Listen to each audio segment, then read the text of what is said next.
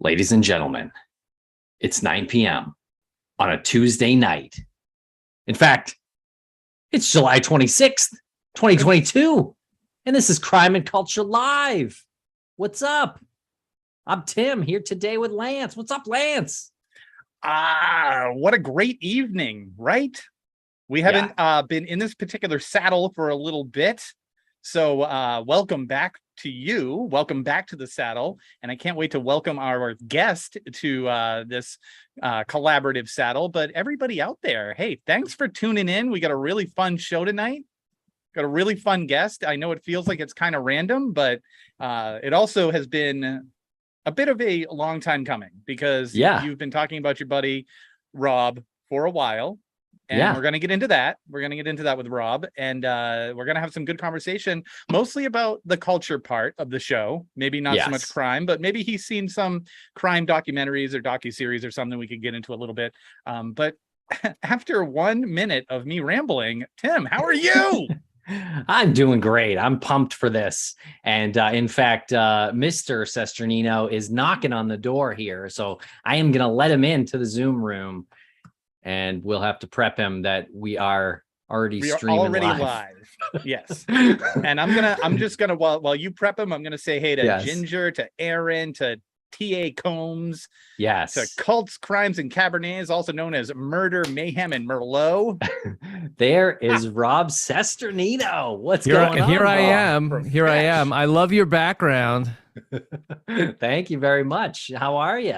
Doing good. Are we on? Is this happening? We are actually live already. Oh my God. No green room. No green room. We're going live. Yeah. Oh my God. This is my buddy Lance, and this is Rob. Yes. Hi, Lance. How are you? I am doing fantastic. I have heard almost as much about you as I've heard about Mothman from Tim. Yes. Oh my God. If he's not talking about Mothman, he's talking about Rob Cesternino. Yes.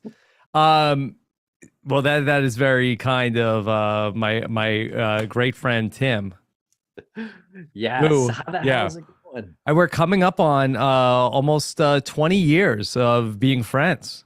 Isn't that wild? Yeah. Thinking about that today. Back in 2005, we met in the offices of Creative Light Entertainment in Beverly Hills. Luckily, we both still look good.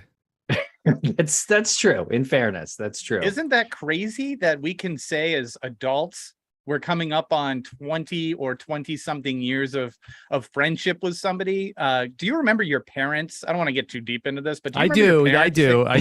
Then let's really get into this, because I was talking with Tim about this, and I was actually talking to my 25-year-old niece about this the other day, how when you say 20 years ago now, I'm thinking it's 1996. I'm thinking 20 years ago is 1996 at the earliest. Mm-hmm.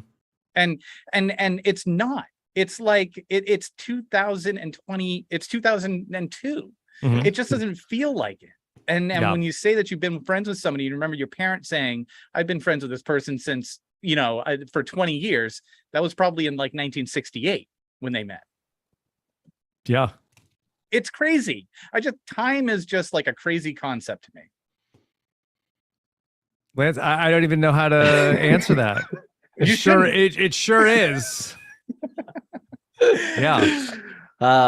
Well, Rob, do you remember the first meeting that we had, the first time that we met in those offices? I can't say I remember the first moment that we met. I definitely remember the offices. Yeah. But I do not recall our first encounter. Do you? Okay. I do. I have a pretty good memory of this. Wow. Okay. Because it was my interview. It was my interview for the job. Yeah. And I think I had there's somebody across the way, I think had a cardiac arrest, and I think I just had administered life-saving CPR. That's not how I remember it, but it could be true. Anything that happened before I got there, I'm not sure about. Yeah, I think that was right before you came. Yes, and then what happened? Well, I do remember me being sent into your office as part of my interview at Creative Light. They made you go into all the offices and talk to every person. Yeah. No, just a few. Okay. Just you. I think I spoke with Charlie at first, who was kind of like the HR guy. And this was a small media entertainment company back in right. Los Angeles in 2004. But Charlie, being a sports fan, I think recognized that I was from Boston and like 25 years old. He had Sports Star. Yes. Well, I think he knew I was a sports fan and from Boston, and that, let's face it, some sports fans from Boston, especially back then, were real meatheads. And I was definitely among that group of meatheads. And so my recollection of this was that Charlie sent me into your office and you were like, okay, so where are you from? What you like sports? Yeah. And I remember being like, yeah, from Boston, well, Sox and the Patriots. He's like, oh, and you're like, oh, you're gonna not like me then. I was like, oh, why? You're a Yankees fan? And you were like, no, I'm a Mets fan. And I was like, oh, I got no problem with the Mets. Right. And I think that was a good thing. I think you kind of gave your A-OK at that point because he's like, you hate the Yankees, but yeah. But we didn't talk about the Jets and the Patriots. We did a little bit, and I was like, I didn't have any like real animosity towards the Jets at that point because the Patriots had been dominating them for years, and then had gone on to dominate them after that for another 15 or so years. Yeah, with the exception of a season or two there. But I might have been like, hey, it's 2005. The Patriots have had their run. They had their fun. It's over. I think so. Yeah.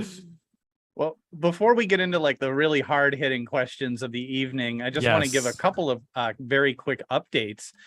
We recently released an episode on Crawl Space that was in support of our friend, or it's actually another one of Tim's old friends,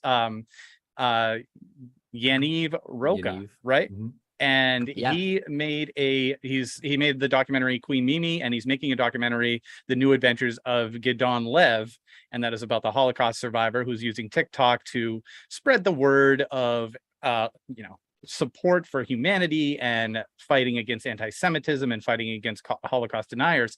So he needed to raise on Kickstarter, I think it was $72,000. And just the other day, he not only reached his goal because of all of these fine people who listen and support the show and support people who we support, but he exceeded his goal by like $5,000. So I just wanted to put that out there. Thank you, everyone who, I don't know if you listened to the episode and it gave it a little bit of a surge, but he definitely raised about $30,000 in a week or like 5 days. And that's awesome. So thanks to everyone who did that. And that's just my quick update. Before we put your feet to the fire, Mr. Cesternino. Okay. All right. Well, I got, here's my first question. Okay, I mentioned Mothman in the beginning, and when you first met Tim, and I don't know if you've listened to anything that Tim's done recently, but his passion, and I'm not going as far as to say obsession, his passion for Mothman has been very apparent in most episodes. Has he always been a Mothman guy, even back when you met him back in 1996? Sure. That's synonymous with Tim Polari. A Mothman is synonymous with Tim. Okay. Mm-hmm. Well, it's good to know that he's one of his passions. Yes. Okay. Yeah, any cryptid mystery for sure. Bigfoot, all about that. UFOs. Yeah, giants on Malta. We used to talk about this in at Paul's house often, I would say. Yes, that is one that Tim has a very long legacy of being a fan of the occult. Many conversations about Bigfoot before it was cool. Speaking of before it was cool, I was going to say, this is a good segue. Yes. Mm-hmm. you started your podcasts. I'm pretty sure before the word podcast was even a thing, right? No, I believe that the dawn of podcasting is probably like 2004, and so I started Rob as a podcast. I was playing around with podcasting like in 2009, so I wouldn't say that like I was like a real pioneer, but like I think I was definitely there before like the podcast boom really like started by the end of that decade. You've seen like several booms being around that long, I would say. Yeah. So yeah, I've been podcasting for, like 13 years now at this point. Yeah. And even like what we were doing, like when Tim and I first started working together was kind of podcasting, but like it wasn't like delivered. Like I don't think that those really got delivered to to like the iTunes store probably till like 2006 or something like that. Right. So the portable part of it wasn't really in effect back then, but it was on demand. Yes, and it was on a website. Yeah. Go to the website and download the episodes that we were doing, like talking about the different reality shows. Oh, right. Because when was the first iPhone out? 2007, I think. 7, yeah. I think you're right. So. Yeah, 2007. So but you could get an even a iPod and Right. like download podcasts to an iPod, but you had to like sync it to like there was like a wire, and you had to like load your podcast for the day, and then like you could then listen to a couple podcasts. That sounds too exhausting. You were just explaining, and I was just exhausted hearing it. Mm-hmm. I think that's why time moves a lot faster now. I think that goes back to the whole time thing, is that it just something that it was probably it sounds so cumbersome now, was like very revolutionary then. Like, oh, all I have to do is just plug this wire in and I get this thing that's just on demand. I mean, it was Amazing. exciting. It was exciting then if you got a podcast on your thing that you could listen to. So with podcasting, did that come before that came after your career in reality television though, right? Sure. Yeah. Survivor was literally 20 years ago for me, where I went and played on 2 seasons of Survivor back-to-back years, which the first of which was going to be 20 years ago this fall. Wow. Okay. I actually applied for Survivor. Was not accepted. Yes. Yes. Why not? What was wrong with you? I don't know. It was so long ago and on a whim that I do not remember. I don't even think I got a response. Well, I'm going to talk to somebody about this, Lance. It's okay. It's okay. I'm over it. I'm barely over it. I mean, But- that's not right that they didn't even get back to you. Well, now you're starting to like dig up some feelings, and I'm starting to feel triggered. Mm-hmm. Oh man. So what was it like though when you? Well, okay, let me take it back a little bit, because when the world first heard about Survivor, it was Right. very unlike anything that we had seen on TV, in the sense of like some competition show. It was what was appealing to me was that you could use your brains and you can be physical and you can try to outlast somebody in multiple categories, not just like Jeopardy where you're smarter than somebody and faster. It's all like a long-term played out game. And it's it's in an environment that you shouldn't be in at all. So what was it about that caused you to say, this is my thing? This is where I'm going. Yeah. So I really wanted to be on television. And so I had been a fan of Survivor, and I felt like, okay, well, this will be fun to go do this because they're going to let me be on TV and like play Survivor. Like I had really nothing else going on. So that just seemed like, as a 23-year-old person, this was like a really good idea. Better than anything else I had. I had a kind of a boring job. And I was like, oh, that would be really fun if I went on Survivor. And so ultimately, that was it wasn't really a master plan of any sort of like long-term play.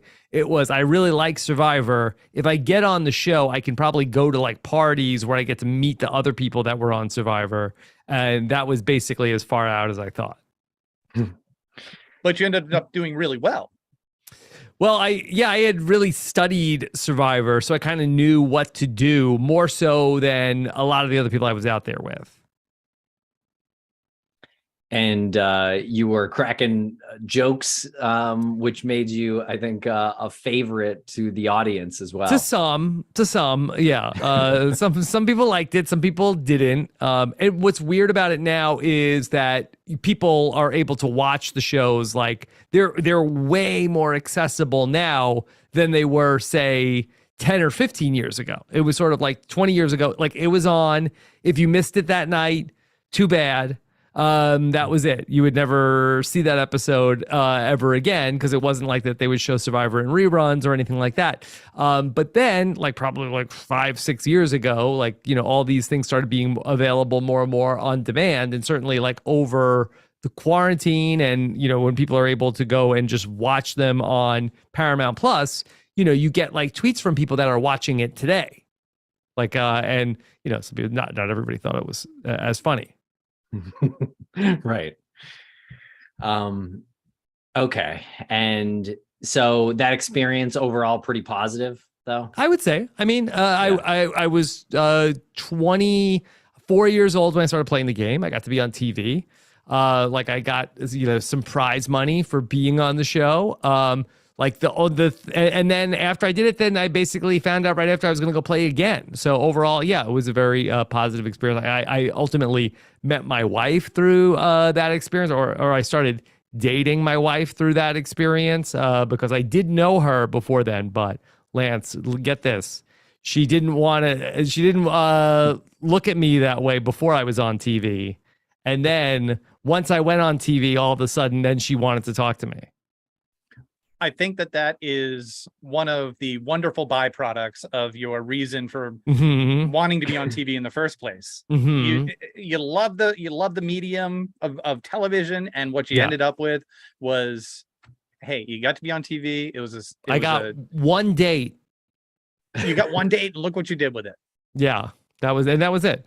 And then I went back on Survivor after, and then I didn't do as well. But then I was sort of like, well, now what do I do with my life? And then I sort of like ended up getting recruited to come and work with, you know, some guys who had like a company that was kind of a crazy operation. And what?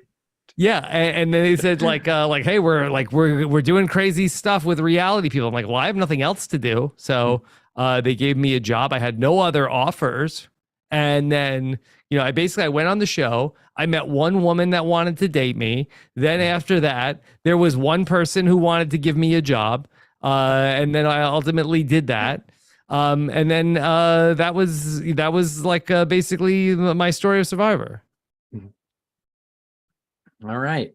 Wow. Okay, so we have some people who are very active in the chat on YouTube here. Oh, there's a chat? Oh yeah, on YouTube. Yeah, is. people. What are they saying? Here. Someone, Shannon here, who is a longtime contributor and supporter, says Rob should do Alone. I freaking love that show. Alone? Have you ever heard of Alone? I've heard of it. Yeah, Shannon, I'm not going to do Alone. I'm not going to do that. I'm not going to go live in like live in like Alaska for like 78 days by yourself. And you know, and other than Shannon, like, have you ever met anybody that watches Alone? For what? Is there a prize? I gotta say, I haven't heard of it. Do you feel like, speaking of that, do you feel like after Survivor, all of the shows started to up the ante, and so it's like, well, I mean, look, what is it? Naked and Afraid. Yeah, Naked and Afraid. I mean, it's like, okay, how can we take Survivor to the next level? Well, they're not even going to be clothed. Yeah. Well, that's a whole thing, Naked and Afraid, and they got all the different Naked and Afraids, and that's again, that's for people that I don't know what they even want, because that's there's not even a prize on Naked and Afraid. You get like $5,000. I mean, is someone offering me $5,000 to get naked right now? No. Okay. Anytime I'm naked, I'm afraid. Just FYI. What now, doesn't that though, like the ramping up of like the extreme of reality TV, doesn't that make Big Brother, that hasn't really changed its premise in decades now, Yeah. seem like it's fallen behind in some way? I mean, no, I mean, Survivor, if anything, has gotten like more tame over the years. Like, I feel like that they have like more extreme twists. But you know, just because there are other shows that are doing like crazy things, like none of them have really had the success that a Survivor or a Big Brother has had. So, while Big Brother has not ever like gotten like more extreme in terms of like what they do in the competition, I mean, both these shows like have evolved in or devolved depending on who you ask. Right. Well, I have been watching Big Brother this year, and I think it's a great season so far. Very into it. Um, the fellow Pooch was really Yes. cracking me up. Yeah, you were a Pooch fan. I liked him on the show. I thought he was very likable, but he was like almost like like, what are you doing, Pooch? Almost everything he said. Yeah, I mean, I guess you need to have people like that on the show. When you find a guy named Pooch, I think you know what you're gonna get, and that's basically like what he was. He had like a crazy plan. He put himself up on the block. It blew up completely in his face. Yeah, now he's also an assistant football coach. Yes. So you would think that strategy is something that he uses, but Pooch told the head of household to nominate him. He has effectively got himself removed from the house and didn't see it coming. He did not. Lance, you watch any of this, Big Brother? I don't, but I'm really fascinated by all this conversation. There was a guy named Pooch. Yes. That was his name. Someone's asking. He was a human. Ginger's asking, was that Puck's brother from the real world? Yes. Really? Yes. I think so. Wow. Yep. Puck and Mhm. Pooch. Puck and Pooch. He Puck was and the Pooch. legacy. Yes. Well, I get what you're saying about someone named Pooch, because we love that that term, like, oh, you screwed the pooch. Because what happens when you screw the pooch? Like, it's like you set yourself up and you're like, that's it. I'm like, nothing. Mhm. Is And that Lance, what this guy's like? Yeah, basically he did screw the pooch. He screwed himself. Lance, get this, and then he was allies with a guy named Turner, and there was a Turner and Pooch in the house. I didn't realize that. Yeah, my gosh, wow. And here's the crazy part: the Turner and Hooch was about a dog. That wasn't even called Turner and Pooch. Would have been a better name for that movie. That's true. And Turner and Pooch wasn't about a dog. That's crazy. Okay. Well, while we're talking about dog names, Tim was very curious if anyone was a fan of DB Cooper and they had a dog. Would they name the dog DB Pooper? DB Pooper. I recently just watched the Netflix documentary about DB Cooper. DB Pooper as a dog's name. That'd be a great dog's name, right? Yeah, I guess so. Yeah. I mean, it's not bad. 23 minutes in and we've checked off Mothman and DB Cooper. I mean, everybody poops. I don't know if they're specifically to the dogs. DB Cooper even pooped. On the airplane. On the airplane. He could have. I think they would have locked him in the bathroom if he went in, unless he took the briefcase. Did you enjoy the documentary that you watched on DB Cooper? Not really. How come? Did you watch it? It was it was more about, and maybe this speaks to you both. It was much more about the people that have like devoted their lives to the search for DB Cooper, more so than I was like, that DB Cooper, I think, did less damage than the legacy of DB Cooper did. These people have like made themselves bankrupt looking for DB Cooper. Yeah. The fellow, the documentary it tends to be about one guy and one theory that Robert Rackstraw guy who's alive today, living in San Diego. He won't say he's not DB Cooper, which is still pretty interesting to me. I thought that Rackstraw had died. Oh, did he die? Did I miss that? I don't know. I think that was part of it. I think he did die. They're filming him though in the documentary. Maybe they do have footage of him. Yeah. Okay. Yeah. But he never admitted that he wasn't DB Cooper, which, you know, he seemed to be a little bit of a trickster. But to your point, the author of that book, I forget his name, Conrad, I think, or Colbert. Colbert, yeah. Tom Colbert, I think. Yeah, he's a little out there with the theory and how far he pushes that. For sure. Yeah. And we had one of the guys from that documentary on Crawl Space a month or two ago. His name's Eric Eulis. He comes off as like the most sensible guy in the documentary. Yes. Yeah. Really like that. Did he like the DB Pooper name? He does. Yeah. He does, yes. We did run it by him. Yeah. Rackstraw did die. He recently died, right? Recently? I don't know. Yeah. I'm pretty sure he recently died, but going back to the most sensible person in the documentary, yes, Eric is a great guy.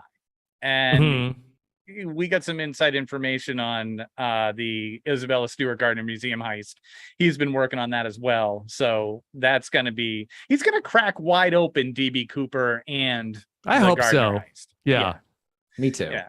He does have some weird animals in his backyard, though. If you ever interview him, just be prepared that he's what does he have? Very loud. He might have a Thunderbird in his backyard. I'm pretty sure it's Mothman, actually. Or Mothman, or it was really loud bird when we were interviewing him. We had to bring attention to it. It got to the point where like, what's going on behind you? And he's like, oh, it's the bird. Do you need me to quiet it? And we're like, well, it's far too late for that. But honestly, what is it? He did not reveal. Okay. No. That's fair. Now, Rob, I want to ask again about Big Brother this current season, because you cover it so close on your podcast. Yes. And I know you do live shows as well after the broadcast, which is pretty cool to catch up on. Was it last week when Paloma? Yes. Left the house? Yes. I thought that was a pretty profound moment. And it really seriously felt like that because she left the house seemingly because of a mental health breakdown, essentially.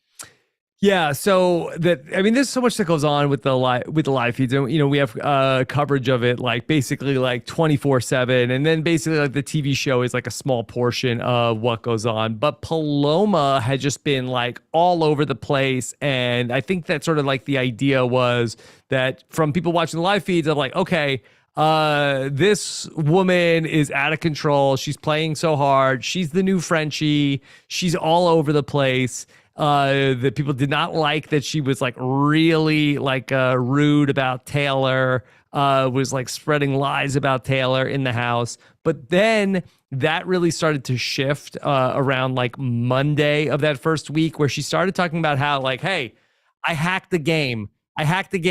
We're gonna like, they're like, don't say split the money. Like, I found a way to not split the money. I'm going to win the money, and then I'm going to invest money in each of you. We hacked the system. They're like, you can't do that. She's like, it doesn't say in the rules you can't do that. And they were like, okay, this is weird. And then she started talking about how they were living in a simulation. They needed to all walk out of the house. And things were getting like increasingly like concerning until eventually, I'm not sure whether it was like the doctors on site said like, look, this woman is not of sound mind to play the game, or if she requested to leave. We never really found out, but that there was like some sort of like a mental health situation where they had to take her out of the game. Wow. Yeah, well, that's really interesting. And I had not seen that on Big Brother. Had that happened before? So there had been a woman who in Big Brother 19 who I think that might have been dealing with some PTSD. I think she was a service woman, and I think that she ultimately like left the house not under like as like extreme conditions. She kind of like wasn't feeling it and left very quickly. But there have not been many people that have sort of just like walked out because of like having problems coping with what it's like in the house. Yeah.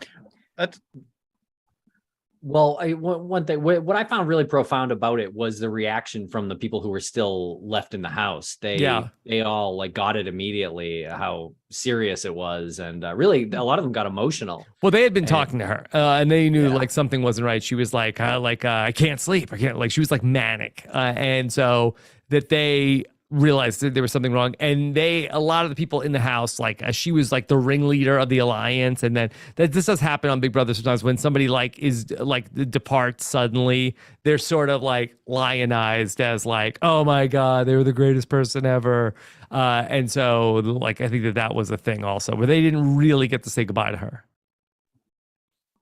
And I'm curious what systems were in place when shows like Survivor and Big Brother started to assess people's mental and emotional wherewithal to make sure that they could cope with those situations, as opposed, and how did that graduate to today? How does it change to today? Because obviously with the information that we have out there, people are a lot more aware of how someone with a mental health condition can be affected by this. In your experience, do you have any knowledge of how that's changed? So, I don't have a ton of insight into things because, I'm not in those rooms and wasn't there for like the evolution of like 20 years of how like they cast people onto the show. But just like anecdotally, in the year like late 1999, 2000, when they were casting the show, I do not think that they had access to some of the tools that they have today to do, psychological testing on these contestants. I would imagine they did almost like very little. Like maybe they talked to them, and maybe they had like they had a psychologist on staff that might have talked to the first people that went and played on the show. And then as the show got bigger and a bigger budget and there was more to lose, I think they probably did more sort of like psychological testing. I know at the time that I came into the picture around 2002, that there was like a day of like, I took like the SATs one day in the casting, and they basically then had like a psychologist who was able to like look at it and sort of like tell like, okay, you're an oldest child, you were in a fraternity. Like these questions were not on the thing, but just based on like the answers to the questions. So they seem to at some point like have like some sort of a like testing of like what they were looking for to have on the show, and maybe who would be able to handle it. They had situations early on in Big Brother where there was one contestant that like put a knife up to a woman's throat and was like, do you think it would be funny if I killed you? And that was like a whole thing. To this day, they really don't get alcohol in the Big Brother house anymore because of that. And I think like as like people and society has become smarter about these things, I think there's probably been more and more attention in recent years. I think there's been even more of a focus on players coming out of the shows and what sort of like psychological like testing, not even testing, like counseling do people need when they go through this experience, as opposed to just like kicking them off the show and then like, okay, we'll see you when we see you, because more contestants have talked about like that experience. So I do feel like that it has evolved over the years, but I think in the very beginning, I think they were just kind of like figuring it out on the fly. Oh, that's really interesting, because I never considered that people would need the counseling after they've left the show. And I think a lot of people don't consider that because they're just out of your consciousness at that point. Now you're focused on other characters who are in the show. And there's a whole different set of things that go on with people when they get off the show, because, 22 years ago when Survivor started, like there was no social media. Like that didn't happen until like 10 years into Survivor's run, where when I played on Survivor, there used to be people that would say horrible things about you, but you had to go look for it. Now you go on Survivor or Big Brother or Amazing Race or whatever, and you don't have to look for it. They come to you. They go to your Instagram and tell you what they think about you. So it's not even like that you can necessarily get away from where they would just say like, hey, don't go to this website because this is where all the bad stuff is. And then you'd go to that website and read everything. But now that like, it's basically like you go on your social media and then the people find you. There should be like a reality contestant symposium, like how the NFL does it, where they'll bring in like Ryan Leaf. Yes. Who, was you don't have to go down the route I did. Yeah, exactly. Mm-hmm. Who, in your opinion, is the best player in the history of Big Brother? So I love Dr. Will. That's my favorite, but Dr. Will is probably much more of a showman, and he's somebody that I just really loved what he was doing when I was a viewer of the show. Like I think in reality, probably it's Dan or Derek who are like people that like went on to win. There's other players, like I've always loved Danielle Reyes is somebody else who she hasn't won the game, but Dr. Will is probably always going to be number one to me. Gotcha. What about Survivor? Oh, sorry, go ahead.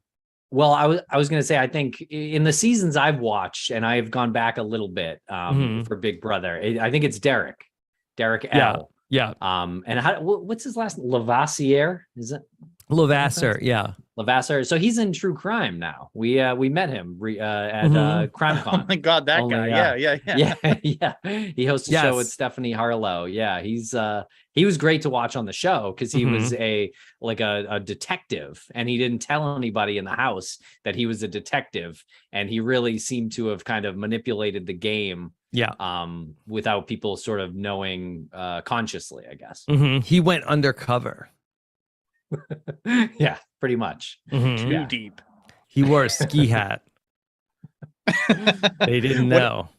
So what about Survivor? Who's the same question about Survivor? Who's the contestant that really stands out for you overall? The best, other than yourself. The best Survivor player? Yes. So that me number one, and then number two probably.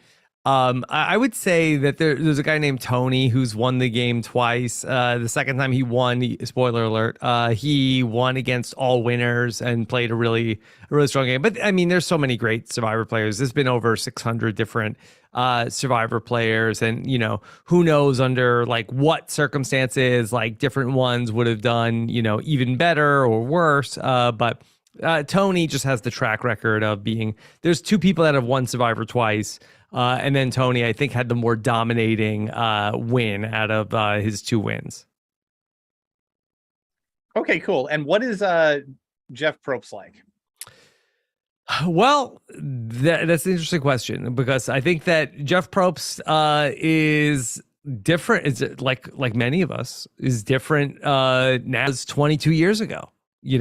I think he came into the show like kind of like wide-eyed and was like sort of just like excited to be there and like very enthusiastic. Then I think he as he got like more control of the show, he I think was like more of like just more of like and you see this with like people that are like run organizations or even like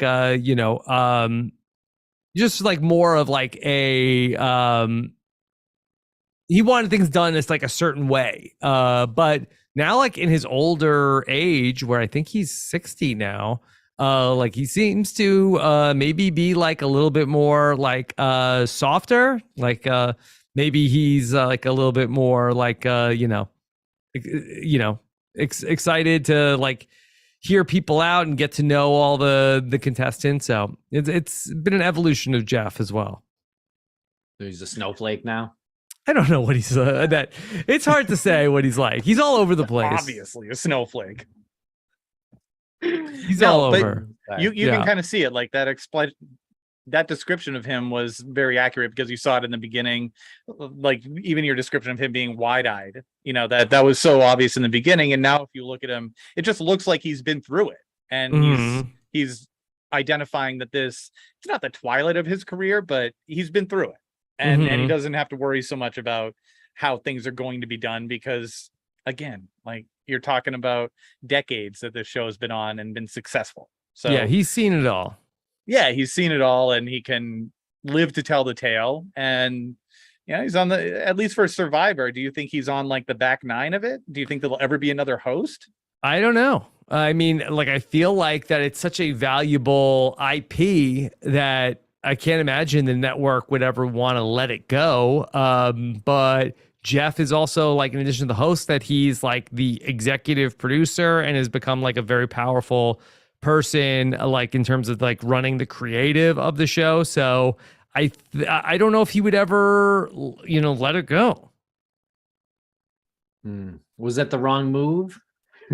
On For CBS's part, giving him that power. So I don't know. Like, I definitely feel like that. I think Jeff, the host, is not so much the issue. Like, I feel like that Jeff, at the helm of the creative, is sort of like, and you see this like in the NFL where you have too much power as like he's kind of like coach and general manager of Survivor, and I think that him as just the host of Survivor is like no issue with what's going on there. But I also feel like that I don't know if he always has like the greatest creative ideas for Survivor, where that I think like it's 23 years of doing the same job. I think he's got like more and more ideas of like how to keep it exciting, like for him, that are not necessarily the same as like I think that to the people that are watching the show, like, and I talk to like a ton of people that watch Survivor, and nobody's like, you know what the problem is for Survivor? It's too boring. They don't come up with like enough like crazy things to go on.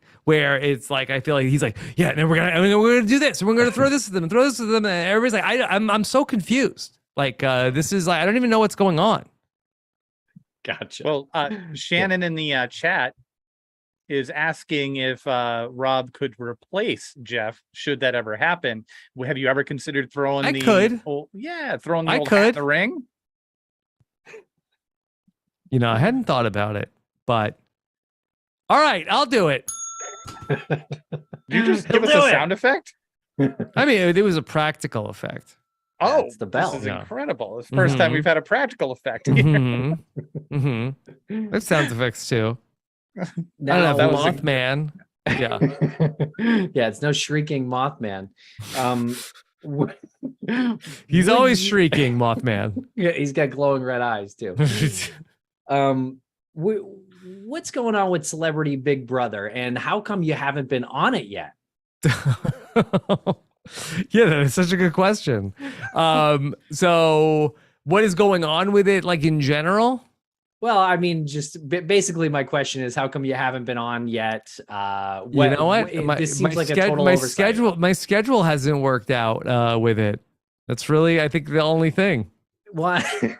So you're covering the show. Is this a conflict of interest? CBS just hasn't had the idea yet? Because maybe that's what it is. Maybe it's because I'm covering it so hard that they're like, no, we can't have him. Maybe it would be too unfair. Yeah. I'm still recovering from the practical effect. No, don't. Yeah. We're gonna mute you. Well, we'll tweet that keeps me CBS. safe from Mothman. He hates that. Oh, that's true. Yeah. Mm-hmm. Well, Devin just logged in here. Devin is a longtime supporter as well. She said, OMG, just logged in between days of the bar exam. Good for you, Devin, taking the bar exam. Yeah. And it's Rob with a bunch of crying faces. Turn my day right around. So there we go. Devin. She says, begging for this from TNL for years. So yes. She has mentioned this before. Yes, I can confirm. Yes. Hi, Devin. Good luck on the bar exam.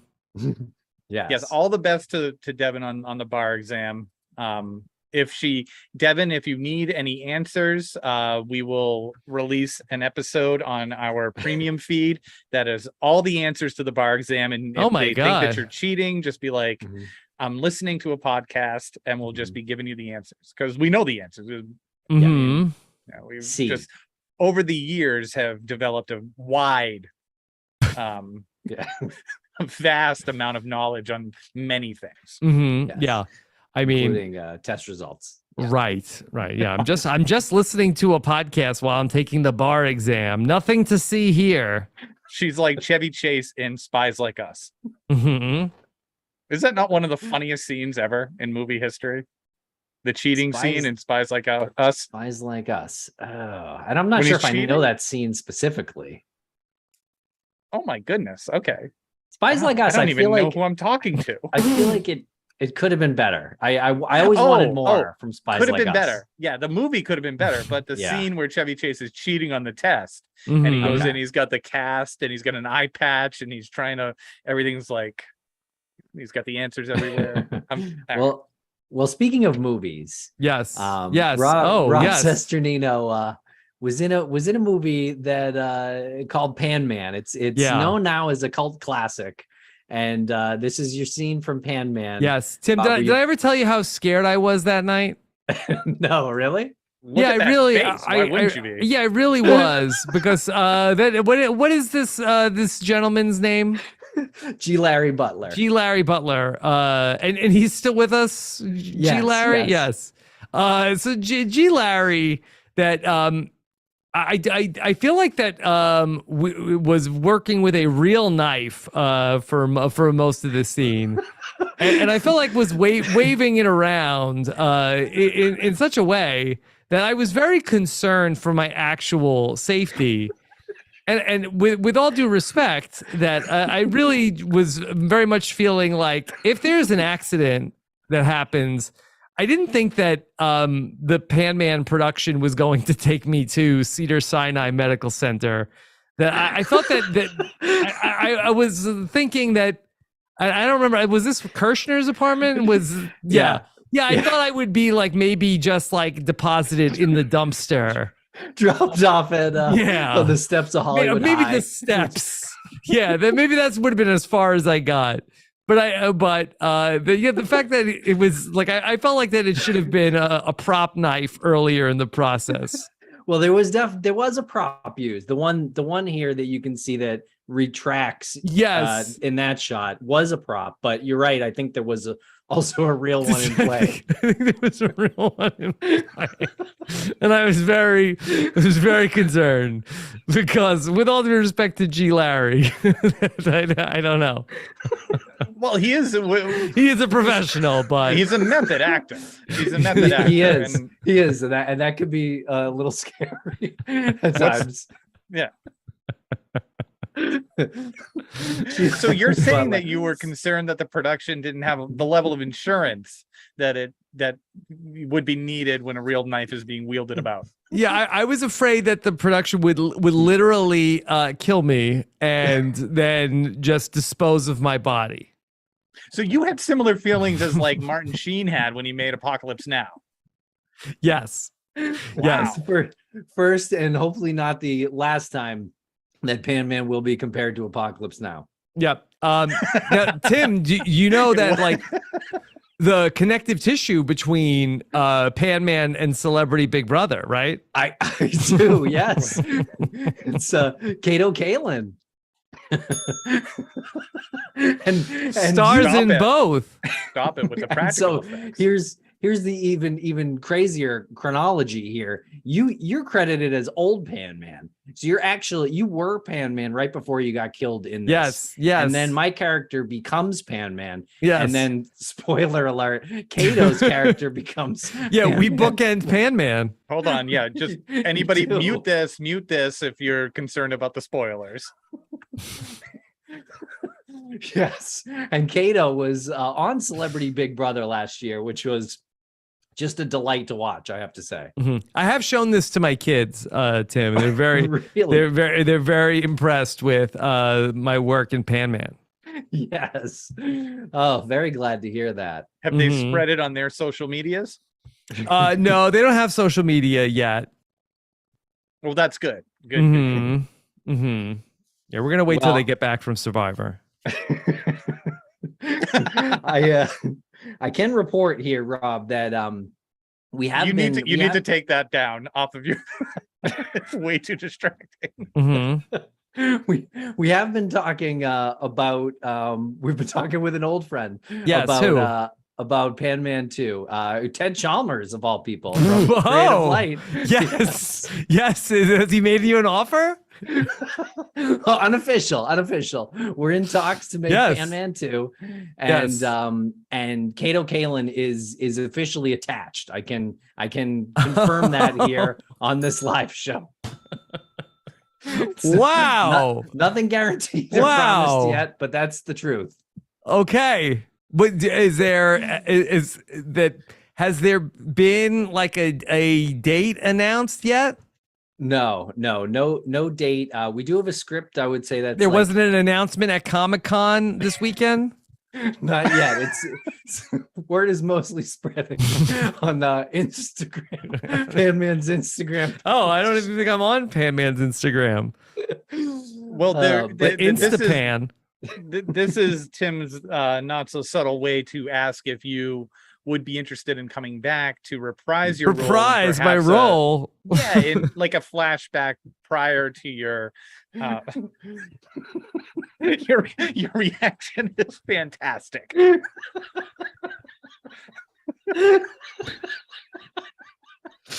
Wow.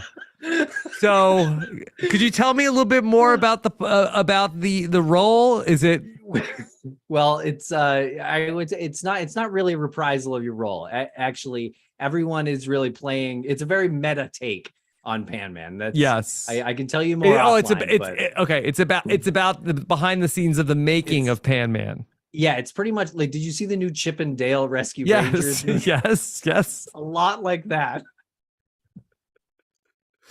It's like 15 years later, and Pan Man, like we're keeping up with what it's like for him outside of Pan Man. Well, close. Larry Butler actually is desperately trying to get a sequel made, and yes. the problem in my head is he was killed in the movie. So and I'm not Tim in Pan Man 2 is not gonna subject himself at this point to making another Pan Man movie. But comedy ensues, of course, when Pan Man is brought back to life.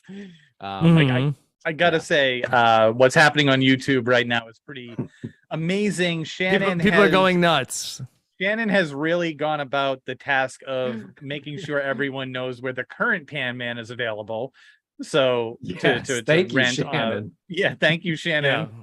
The royalty percentages, the points on the back end, Shannon, are in the mail. So she's acting as a sort of agent, a selling agent for you. Oh, well, thank you. I appreciate that. Yeah. Tim, can I give a creative note? Sure. Okay. I'm just saying, have you considered a Pan woman in the sequel? Interesting. It hasn't come up yet. The premise is that Pan Man is taking over Hollywood at this point. Everyone wants a piece of Pan Man, and everyone's got their own Pan Man project. So there's definitely room for this. I think this is a good idea. Yeah. Okay. And culturally, it's needed. Yeah. Or pan them, pan they. Right. Pan them. Yes. We might as well embrace that. Yes, absolutely. Yes. Not to switch gears too quickly, and we can get back to Pan Man. But there was one question that was sort of serious that I wanted to get out of the way before we wrap tonight, because I was just very curious. When you started doing your podcast, when did you start reading reviews? Because right now, like if you start a podcast, you can read your reviews on Apple, you can see everything on YouTube. So when you started doing it, you were like, this is pretty fun. It's going out to, some ears that I'm not sure the number of.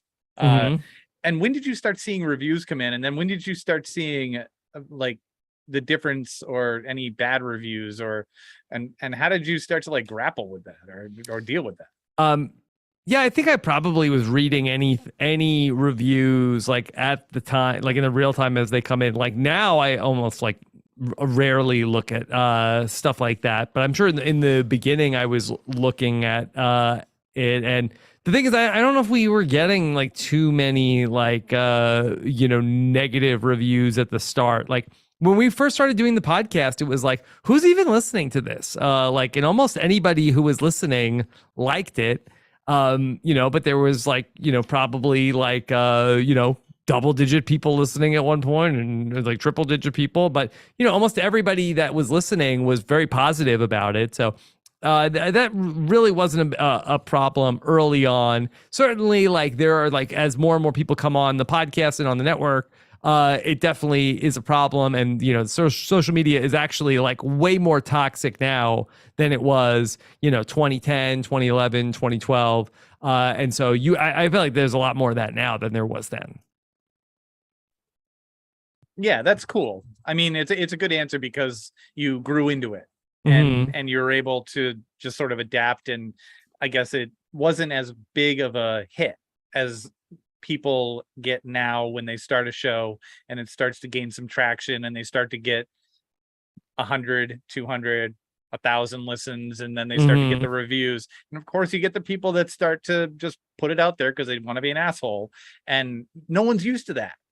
No one's used to just putting their voice out there. Well, I will say that I think that having gone through the Survivor experience did like prepare me in a lot of ways for, getting feedback. Like it wasn't like I had never gotten negative feedback before in my life. So compared to like being on a TV show, like anything I was doing with the podcast was like very much like small potatoes. Yeah.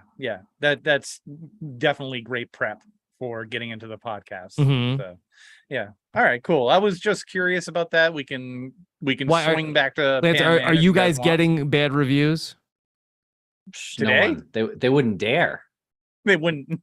We are stone cold sons of bitches. Wait, did you get a bad review about this episode?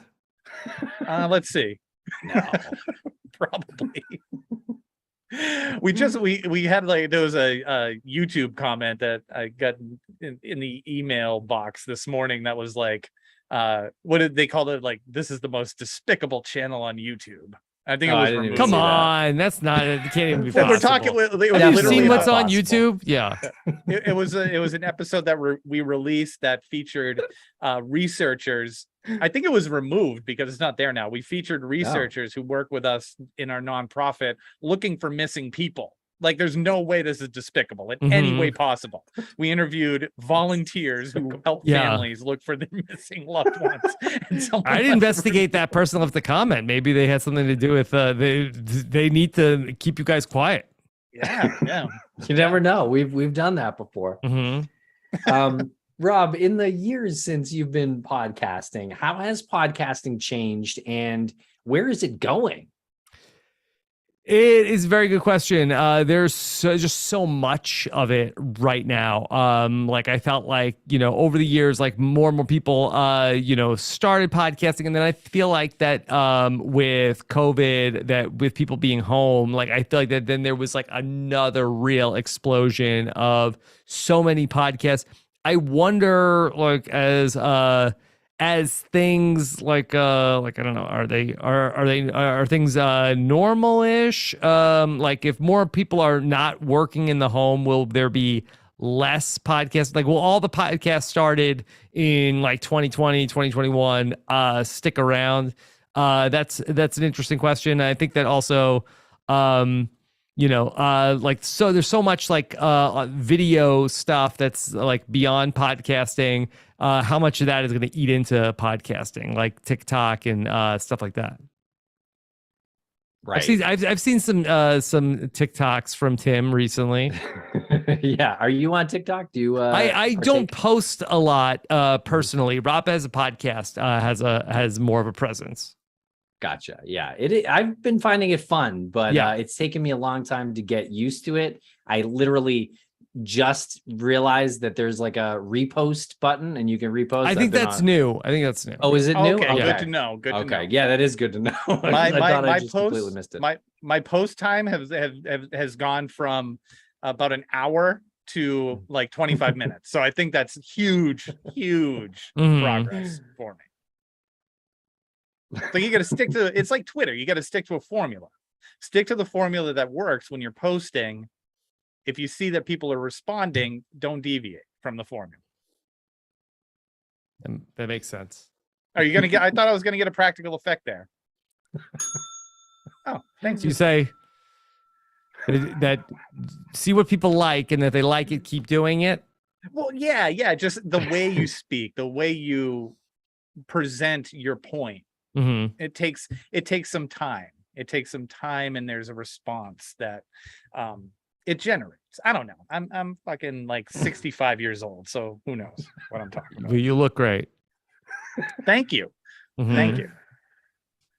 Well, Rob, I literally remember you telling me how to spell YouTube when at one point back, it must have been 2006 or 2007 when we were working in Paul's house.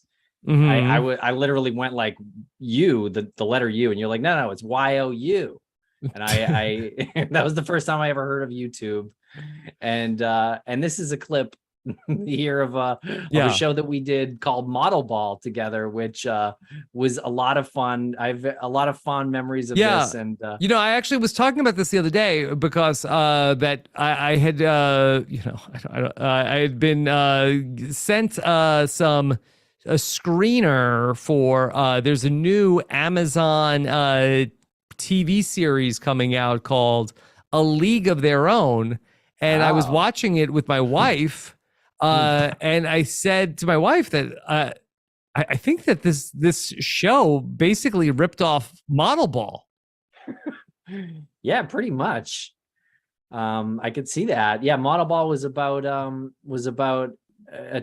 was the coach of a team full of female models, and that it was like a bet that was made that because I was so great in this softball league that me and a team full of female models could win the softball championship. That's the premise of the show. A little bit dated now, but that's okay. It was a fun show, and your role was really hilarious because you played Big Wave Dave Carboni. Yeah, please explain what's happening in this clip. You broadcast every game of this local softball league onto your radio station. I think that was the first podcast. Right.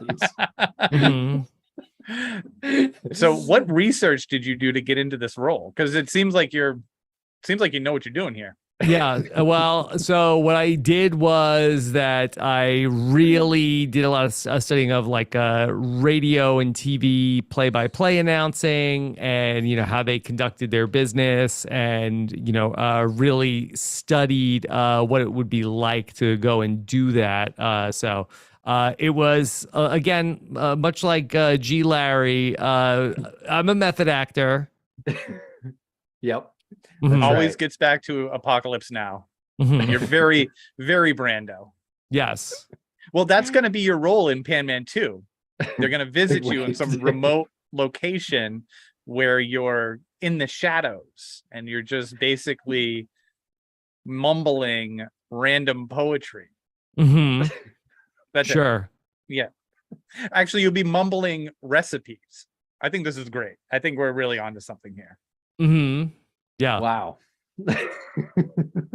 Well, Rob, this has been a lot of fun here catching up with you for this last hour here. Is there anything that we're missing in pop culture or TV today? Do we need to watch something? Is there something that you've seen that we need to see besides A League of Their Own? Check out A League of Their Own. Yeah, I don't know if I'm trying to think of what would be interesting for the show. You already watched Rescue Rangers. I loved Rescue Rangers, by the way. It's very good. Maybe that's all we need. Yeah. Is there a good, okay, so the people listening and the people joining in, they are fans of true crime, obviously, and they're fans of the culture aspect. So is there anything that you've watched recently that might be a little bit under the radar in terms of a true crime docuseries or something adjacent to that? Well, I did watch the DB Cooper show. Jeez. Yeah, that was I mean, I think that was probably it of the recent ones. Sorry to say. I watched the Tinder Swindler. Oh yeah, that's a Oh, good that was one. good. Yeah. Mhm. Yeah. Did you guys watch the Victoria's Secret one? No, I haven't seen that one. No. Victoria's Secret Angels and Devils Demons. or something? Angels and Demons, yeah. That's with Tom Hanks, I think. It's a mashup between Victoria's Secret and Tom Hanks. Phenomenal. Well, Interesting. it's great. It's a great I time. gotta check that out. Yeah. Basically everything in our zeitgeist and everything we've purchased and everything in pop culture goes back to Jeffrey Epstein wanting to sex traffic young women is essentially what that docuseries is about. So prepare yourself for it. Oh my God. Which is light fare. So in between evenings of watching the January 6th committee hearings, check out the Victoria's Secret documentary. Right. And yeah. To lighten the night. Or here's the watch some reruns of Survivor. Or Early Pan Man. Yes. Yeah. Yeah, There you and go. Pan Man. Yeah. Mhm. Well, yes, Yeah. that goes on to say most people, it's like your nightly prayer with Pan Man. You don't Right. really need to say your prayers. It's like they're already watching a scene from Pan Man. Mhm. Yeah. Right. Okay. Kill Reality too. We can check that out. Mhm. All right, everyone. My last Yeah. question. I saw you with your pen. Are you a pen or a pencil person, Rob? No, I'm definitely a pen person. Have you ever tried the pencil? I've tried a pencil. Give it a shot. Give it a shot. Sharpen yourself a pencil and Yeah. start taking notes and just note whether or not you have more or less confidence in your note taking. Okay. Yeah. I mean, the thing is, yeah, you gotta keep sharpening the pencil, kind of makes a mess. I have no mess here. Pencil sharpener. Yeah. Hmm. Okay. It's hard to beat a ballpoint pen, though. You know, Mhm. smooth ink. I hear you. I I do a love lot of it. ink on my hands, though. You do get a so- lot. And in defense of the pen, or in not defense, but in pen use whatever, you do get a little lead on your Mhm. hands. Oh, if you're go writing. out. So Yeah, you have the same problem. But that would probably wash off easier. you Mm-hmm. can really you can pour it like the alcohol on it and you're fine. Well, I really love that we're covering this here at the end of the show. Mhm. Thank It you was- so much. Yeah. Actually a note that I had written down whether he was a pen or a pencil person. So Yeah. Anything else we're missing here today? No, I'm just so yeah. excited. This is the time of year when I get Tim back in my life so much. So I'm very excited.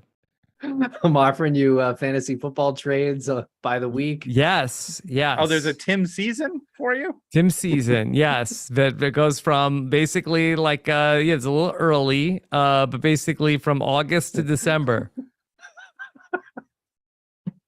And then I don't hear from him the rest of the year. Oh my God. Well, we're in a long time fantasy football keeper league together, and that keeps us all busy. There's a Yeah. certain, What are we going in? Is this year 15? 2008, I believe, is that or Because I thought it was 2007. 2007. I thought it was No, you're right. 2007. Yeah. You're right. Yeah, we had one season before, but that's not didn't count. technically Yeah. a part of That was, Kill Realty. Oh man, yes. Epic fantasy football league. If you're in a fantasy football league, especially a long one, you get it. I suggest you get in one. It's a lot of fun. Anyway, thanks a lot, Rob, for joining us. This has thank been you. a ton of fun here catching up with you tonight. I can't wait for football season. Yeah. Right around the corner. Training camps are open. This is a very exciting time of year. Yeah, we're coming up to a very big milestone where that Ryan Popola will have been in the fantasy football league pretty soon, more than half of his life. That is no lie. He was 16 when he joined the league? Something like that. Yeah. Which is weird now when you kind of We probably about it, shouldn't have talked to a 16-year-old kid on the internet at that point, but Speaking of other But reality there was like 10 shows, of us talking to him. yeah, Well, that doesn't make it better. we're smarter now. Yeah. Yeah. Yeah. Well, geez, this has been a great conversation, Rob. Thank you so much for joining us. And thank you. Yeah. T&L, thank you. Thanks to everyone in the chat room. This was a great night, a lot of fun. And we will see you soon. all right.